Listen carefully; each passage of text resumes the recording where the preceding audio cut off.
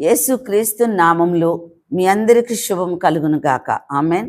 దేవుని ప్రియులరా, మీకు మంచి కొలువు ఉండి మీ ఉద్యోగాలు మీకు దూరం అయిపోయినాయా?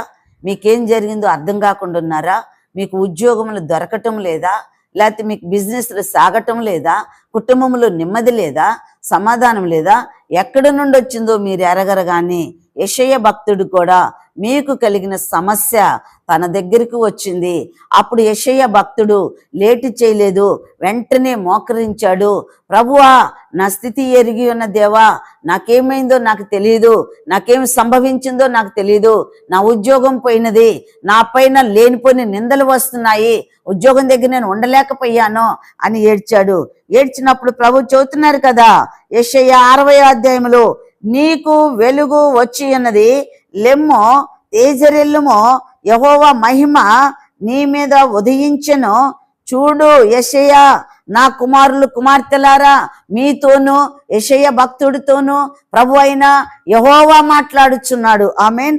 దేవుని ప్రియులరా, చూడుము నా కుమారులు కుమార్తెలారా, భూమిని చీకటి కమ్మిచున్నది, ఇదిగో కటిక చీకటి జనములను కమ్ముకొనుచున్నది. దేవుని ప్రియులరా, భూమిని కమ్ముకొనుచున్నది.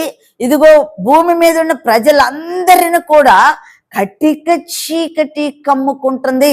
ఆ చీకటిని విడిపించగలిగిన శక్తి ఇక దేనికి లేదు. డాక్టర్లకు లేదు, మందులకు లేదు, మన మానసిక స్థితికి లేదు, దేనికి ఉండదు. దేవుని ప్రియులరా, వెంటనే యెషయా ప్రార్థన మోకరించుకున్నాడు. దేవునికి, ప్రభా నేను నిస్సహాయుడిని, నాకేం తెలియదని ఒప్పుకున్నాడు. ప్రభా వెంటనే సారమునిచ్చాడు, శక్తినిచ్చాడు, పార చూశాడు, ఆ చీకటి ఎక్కడి నుండి వచ్చిందో చూశాడు, ఆ చీకటిని గద్దించాడు. యెషయాకి విడుదల కలిగింది.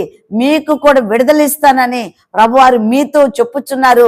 మీకు కూడా కొలువు అలాగనే పోయినా, వ్యాపారాలు మీకు లాస్ అయినా, కుటుంబంలో మీకు ఆరోగ్యం లేకపోయినా, గొడవలు అవుతున్నా, సమాధానం లేకపోయినా ప్రభు యుద్ధ మోకరించండి.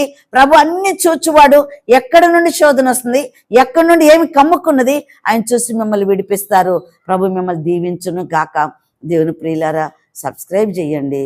వాక్యం అనేకులకు చేరుకోవాలి. ఆమేన్.